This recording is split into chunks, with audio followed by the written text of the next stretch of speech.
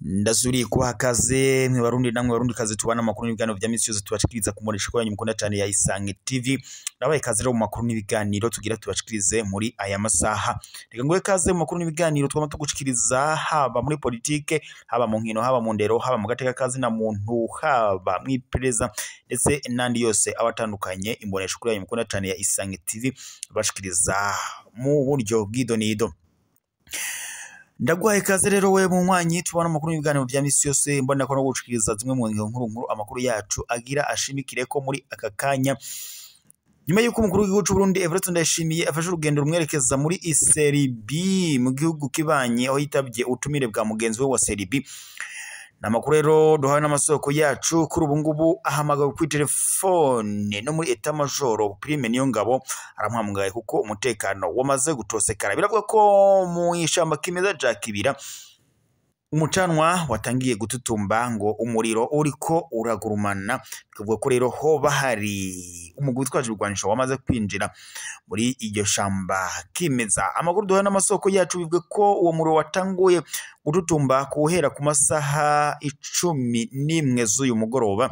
Bivuga ko rero hoba hari ikijwi c'abaroberi co bacamaze kwinjira muri iri shamba kimeza rya Kibira. Prime Niyongabo rero aciye hamagaza umukuru w'igihugu cy'u Burundi Everton Ndayishimiye kugaruka mu gihugu kuko ibintu byamaze kuyangara, na cyane rero ko biri kubiravuga ko kuri ubu ngubu ibisaka vyimbwa byaba bimaze gusha.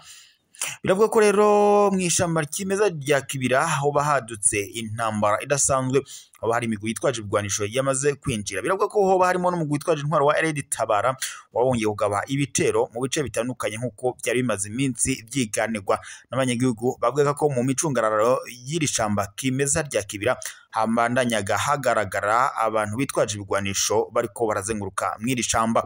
Nyuma yuko rero no mu minsi heze hari intambara yari kwirahabera ndetse abasoda batari bake mu gisoda cy'u Burundi babandanya bahasiga agatwe. Kuri ubu rero n'ubundi intambara yongeye kwaduka mw'iri shamba kimeza rya Kibira. Prime Niyongabo rero biravuga ko yoba afashe abasoda itsinzi berekeje mw'iri shamba kimeza rya Kibira kugira ngo babandanye baraba ukungera umutekano wosahirizwa kubera ko kuri ubu ngubu wamaze guhungabana. Perezida w'u Burundi Everton Ndayishimiye aho ari muri Serbia aho yitabye ubutumire bwa mugenzi we wa Serbia. Biravuga ko yoba aciye yuri indege imushikana mu gihugu cy'u Burundi bivanye nuko umutekano woba wongeye gutosekara. Ibi kandi bibaye nyene mu gihe n'ubundi mu gisagara c'ubutunzi ibujumbura mw'iri joro haraye havuze amasase ateye ubwoba ndetse umutekano mw'ijoro ngo naho wari wamaze guhungabana. Ibi kandi biruko mu gihe n'ubundi muri Republika Iharanira Intwaro Rusange ko umutekano utifashe neza. Mu gihe kandi rero umugwa wa M23 ubandanya usatira gufata igihugu cy'u Burundi, na cyane rero bikavuga ko uyu mugwi witwaje urwanisho M23 woba uri kurifadikanya n'umugwi witwaje urwanisho wa RD Tabara, ndetse na cyane rero bikaba bimaze n'iminsi byumvikana mu bimenyesha makuru bitandukanye. Murabizi neza ko n'umukuru w'igihugu cy'u Burundi Everton Ndayishimiye iyi ngingo yari yayigarutse ko ubwo nyene yakoreshaga inama ngaha mu Burundi, aho yari inama y'abakuru b'ibihugu ndetse n'abahagarariye amareta yabo ngaha mu Burundi. Umukuru w'igihugu cy'u Burundi Everton Ndayishimiye yaragarutse ku ngingo y'umutekano muke uri mu buseruko bwa Republika Iharanira Intwaro Rusange ya Kongo, ndetse anavuga ko ino ntambara ya Kongo ishobora kuzohava ibi y'akarere kose. Anavuga ko rero agiye gukora ibishoboka byose kugira acungere umutekano w'igihugu kiwe cy'u Burundi, na cyane arinde ko umugwi wa M23 wo kwinjira mu gihugu cy'u Burundi. Amakuru yaturukaga muri Republika Iharanira Intwaro Rusange Kongo yavugaga ko umugwi wa M23 hasigaye igihe gitoya cyane ukaba washika mu gihugu cy'u Burundi. Kuri ubu rero ni intambara yadutse muri uyu mugoroba mu ishamba kimeza rya Kibira. Gusa biravuga ko kuri ubu abasoda itsinzi b'u Burundi bamaze kugota igisiki iri shamba kimeza rya Kibira nkuko amakuru duhabwa n'amasoko yacu ngaho ubegereye aho ivyo biriko birabera nyene bamaze kubidushikiriza. Kuri ubu rero umukuru w'igihugu cy'u Burundi Everton Ndayishimiye aciye yurira indege imushikana mu gihugu ciwe cy'u Burundi ngo arabe kungene umutekano wo kwabandanya ucungerwa, na cyane ko bishobora gutera injyane ndetse n'intambara abanyagihugu batari bakeyi bagashobora kuhasiga ubuzima. Reka rero tubandaniriza amakuru n'ubundi kuri ko ravugwa mu Burundi mu migenderanire hagati y'u Burundi na Serbia. Aho biri kuvuga ko umukuru w'igihugu cy'u Burundi Evariste Ndayishimiye yari yagendeye inama nshinga amateka mu gihugu ca Serbia kuri uyu wa 14 ntwarante 2025. Burundi burakeye ku munsi ugira kabiri urugendo arimwo mu gihugu ca Serbia. Umukuru w'igihugu cy'u Burundi Evariste Ndayishimiye yaganiriye na Memu Ana Brnabić arongoye inama nshinga amateka y'igihugu ca Serbia. Imbere yo gutemberezwa mu ngoro y'inama nshinga amateka y'i Belgrade baganiriye ku nyungu ziva mu mubano mwiza uri hagati y'ibihugu vyombi ari byo Burundi ndetse na Serbia.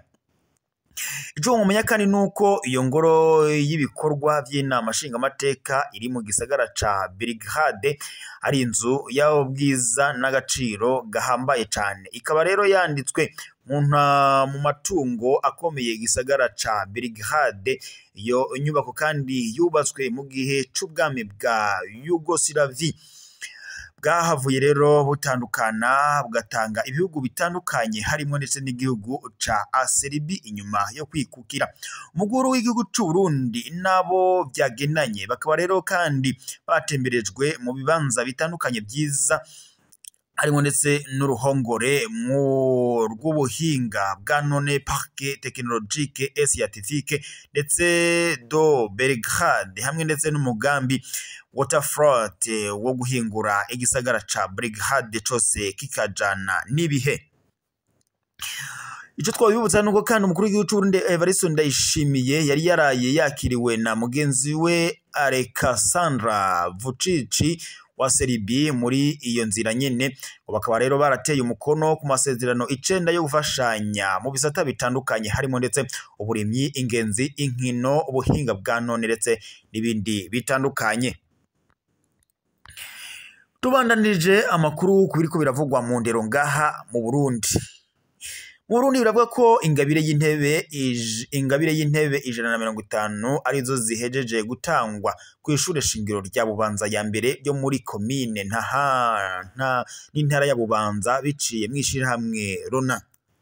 Akuru uyu wa 14 ntwarane 2025 ishirahamwe Rona ryaramutse ritanga ingabire y'intebe 150 kw'ishure shingiro rya Bubanza ya mbere kugira ngo risahirize igisata c'indero mu bijanye no kuronsa intebe no gushira mu ngiro amahangiro bahawe n'umukuru w'igihugu cy'u Burundi Evariste Ndayishimiye biciye mu bushikiranganje bw'ubudandaji.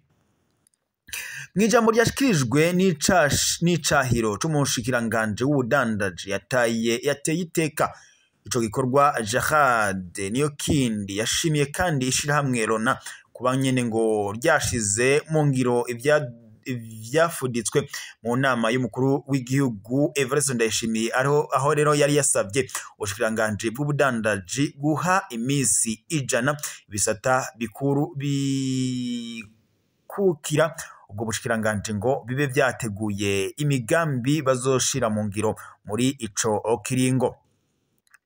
Vyabandanije rero yabandanyije amenyesha kandi iko iryo shirahamwe ryategekanije intebe 500 zigiye gutangwa mu mashure 4 yo muri Bubanza, Mutakura, Kinama ya mbere ndetse na Winterekwa.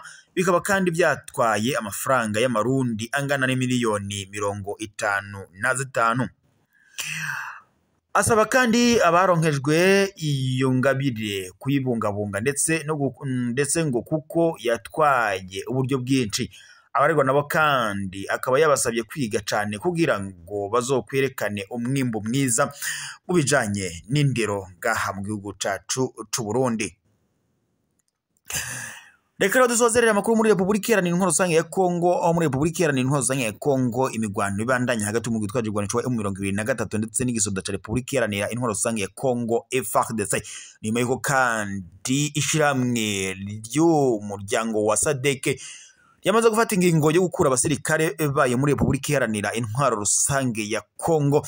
Nyuma yuko rero abasirikare batari bake bo mu gihugu ca Afrika y'Epfo bagandaguriwe muri Republika Iharanira Intwaro Rusange ya Kongo. Muyandi makuru kandi nuko muri Republika Iharanira Intwaro Rusange ya Kongo abasirikare ndetse n'abajenerali bari bahunze urugamba ubw'umugwi wa M23 wafataga igisagara ca Goma. Kuri ubu ngubu bashikanwe imbere y'ubutungane kugira ngo bakurikiranwe ndetse banaryozwe icyo caha bakoze cuko bahunze urugamba, bigatuma ndetse abasirikare batari bake ndetse n'abanyagihugu muri Republika Iharanira Intwaro Rusange bahasiga ubuzima, mu gihe kandi aba basirikare n'abapolisi aribo bari bajejwe kubacungera.